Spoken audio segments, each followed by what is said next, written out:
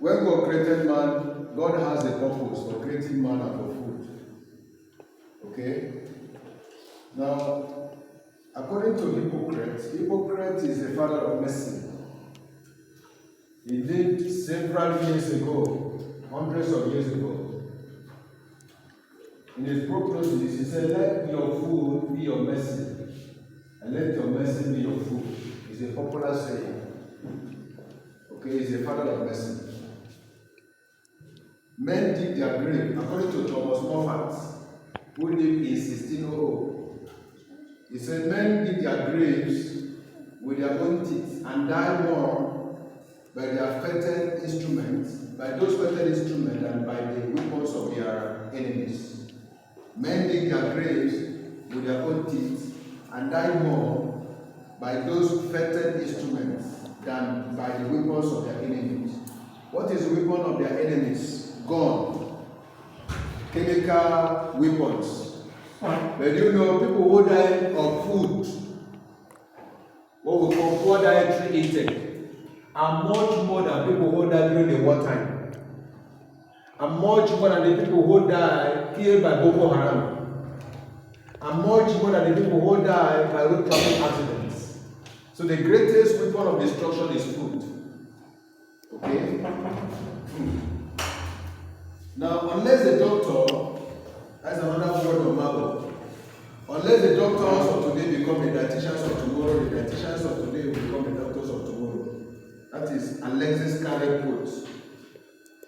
And then another quote by Norman Walker, he said, our creator gave us food both as nourishment and as medicine. So it is only natural, therefore, to use our food with both of these goals in view.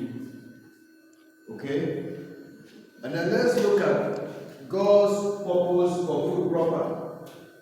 If we have time, we shall look at the Bible, what God says about food, so that we now know that God did not leave us in the dark when He created the world, when He created us, and created many other things, put them in place, that He had us in mind, and He made abundant provision for our existence. So we have a list of what food can do for us here as it is stated in the Bible. In the Bible, in the book of Genesis 29, verse 29 to 31. I would like to read it. Verse 29 to 31. It says, oh, Genesis 1. Genesis 1, isn't it? Yes. Genesis 1. Genesis 1, verse 29. Okay, it says, and God said, behold, I have given you every herb-bearing seed, which is upon the face of all the earth, and every tree, in the which is the tree, in the which is the fruit of a tree yielding seed, to you it shall be for meat.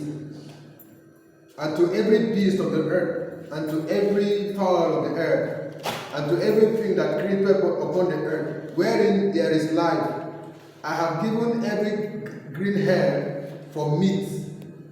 And it was so. And God saw everything that He had made, and behold, it was very good. And the evening and the morning were the sixth day. Look at the last paragraph of verse 30. Wherein there is life. He said, okay, let me take that again. And to every beast of the earth, that means animals were to eat the same thing. And to every fowl of the air, even the birds were to eat the same thing. And everything that creepeth upon the earth, that means anything that God has made, were to eat the same thing. Wherein there is life. Anything that has life are supposed to eat the same thing. And I have given every green herbs for meat. Green herbs. That means what God originally gave to us for food was green herbs. It was no meat. It was no fowl. Okay, for those of us who are dying for chicken, fowl, goat meat, and the rest of meat today, you know, God gave us those things for our food. That was plants, vegetables, and the rest of them. Okay, so that was God's original plan from the beginning. And then in Ezekiel chapter 47, the book of Ezekiel, I'm not preaching now anyway, I'm just making references because we're looking at God's purpose for food. So Genesis told us the reason God created man and created food. So let's look at Ezekiel again. This is a book of God. Okay, so we must get the fact from there. In verse 12 of Ezekiel 47, it says, "And by the river, upon the bank thereof, on this side and on that side, shall grow all trees for meat." For meat. For what? For meat. All trees for meat, whose leaf shall not